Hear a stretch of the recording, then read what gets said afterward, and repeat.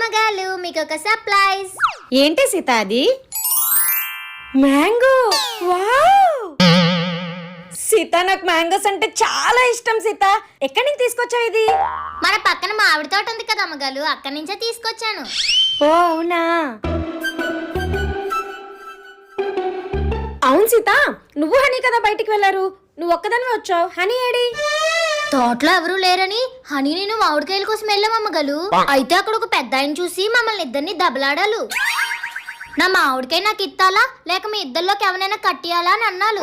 అయితే హనీకి మామిడికాయ ఇస్తే మీకు జాగ్రత్తగా తెచ్చి ఇస్తాడో ఇవ్వడని ఆ మామిడికాయ నేను తీసుకొచ్చి హనీని అక్కడ కట్టేయమని చెప్పాను. అమ్మో నా బిడ్డ.